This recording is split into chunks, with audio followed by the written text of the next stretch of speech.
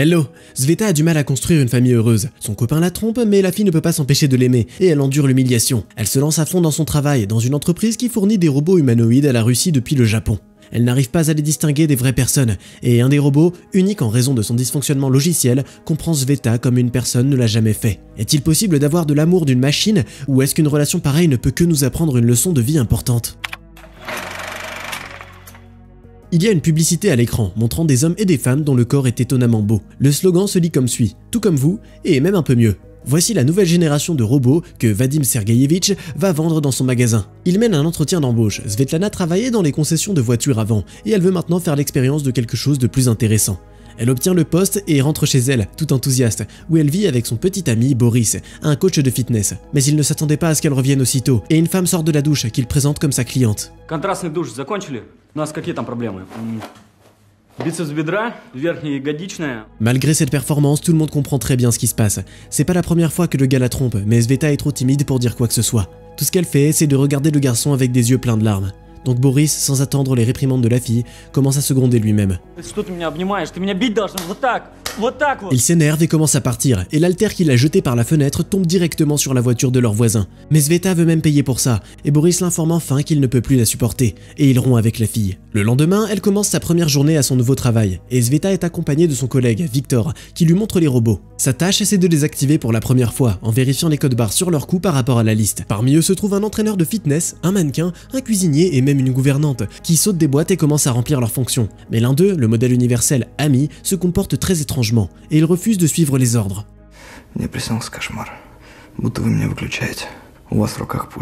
Il dit qu'il a très peur et il veut que Sveta le remballe. La fille assure au robot qu'il est en sécurité et que personne ne veut lui faire de mal. Elle le montre à Vitya, qui examine l'étrange spécimen et trouve une erreur système appelée 102. C'est la première fois que l'ingénieur voit une telle erreur, et selon les instructions, le produit défectueux doit être renvoyé au fabricant. Le robot n'en a que plus peur, se plaignant de frissons, et il est maintenant convaincu qu'il sera éliminé, tout comme le reste des créations défectueuses. Il accepte sa mort et, les larmes aux yeux, remercie la beauté aux yeux verts et au cœur généreux pour ses quelques heures de vie. Ces paroles touchent Sveta au plus profond de son âme, mais Vitya ne succombe pas à la jolie apparence, et il révèle à son patron qu'avec l'erreur, il a découvert la mélancolie, les peurs et un manque d'humour dans le robot. Vadim Sergueyevitch ne va pas prendre de risques et veut renvoyer le robot au Japon, mais Sveta le supplie de le garder et de tenter de le vendre à prix réduit.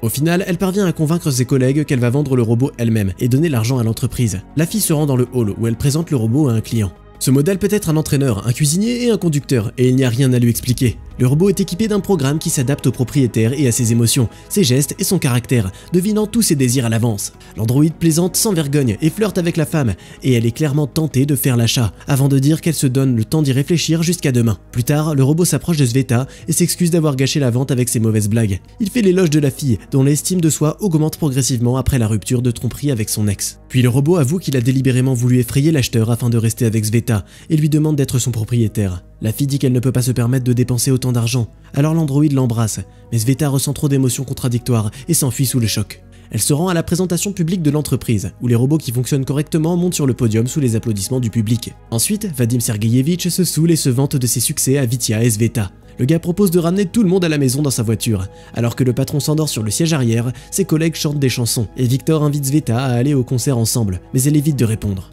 La voiture s'arrête devant la maison de Svetlana, et le patron se porte volontaire pour l'escorter jusqu'à la porte pendant que le conducteur attend à l'extérieur. À l'entrée, il commence à se plaindre de l'insignifiance de la vie, malgré tout son succès au travail. Il demande à utiliser la salle de bain avant de s'endormir sur le canapé de Sveta. Le matin, il s'excuse auprès de son employé, et il tente de trouver des excuses pour son absence auprès de sa femme. Sveta se rend au travail, où elle découvre avec tristesse que le robot défectueux a été acheté. Et Vitya est extrêmement hostile envers elle. Il a attendu dans la voiture jusqu'à 4 h du matin.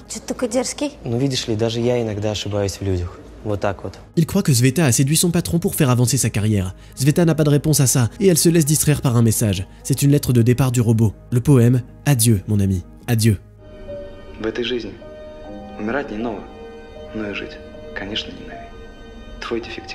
La jeune fille l'écoute à plusieurs reprises, tout au long de la journée et le soir, et elle trouve le téléphone de la femme qui a fait l'achat, avant de lui demander de passer le téléphone au robot sous prétexte de vérifier quelque chose. Il se plaint que la nouvelle propriétaire lui fait porter des costumes idiots. Le lendemain, le robot défectueux est retourné au magasin. Apparemment, hier, il aurait répondu à la folle qu'il avait utilisée comme un jouet. Mais il s'avère qu'il est allé encore plus loin, et la femme se plaint au directeur de l'entreprise du traumatisme psychologique que le robot défectueux lui a causé. Vadim Sergueïevitch est prêt à arracher la tête du morceau de métal qui menace d'enterrer toute son entreprise. Ты чё? Ты кого защищаешь? Фен говорящий? Иди тостер пожалей.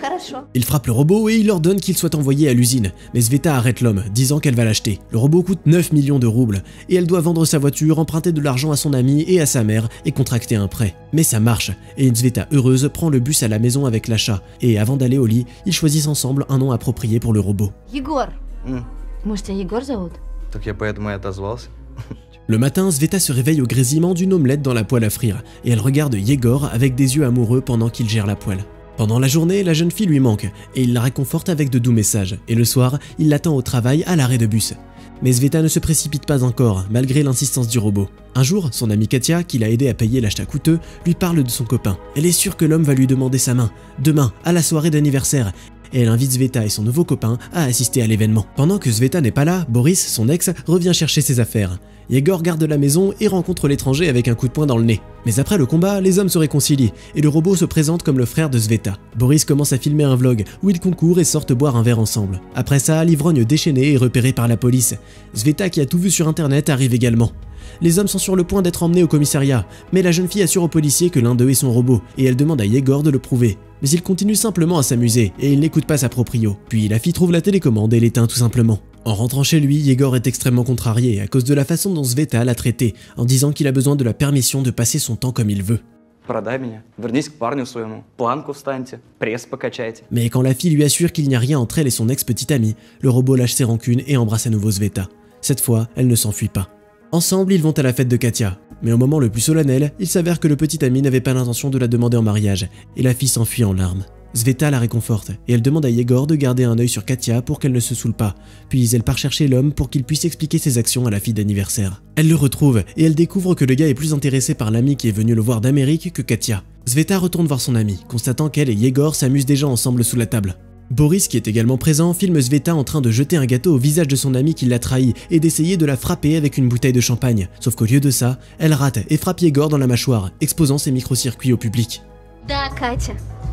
Я купила робота. А я думала, что это у меня все плохо. Sur le chemin du retour, Sveta appelle Victor pour l'aider à réparer le robot, qui s'excuse et dit que c'était une erreur stupide. Malgré toute la douleur, elle refuse de le supprimer ou de le redémarrer. Puis un collègue propose de simplement remplacer le visage brisé de Yegor et elle accepte. Pendant que la nouvelle partie guérit, ils sortent prendre le thé. Vitia explique pourquoi le robot l'a trompé.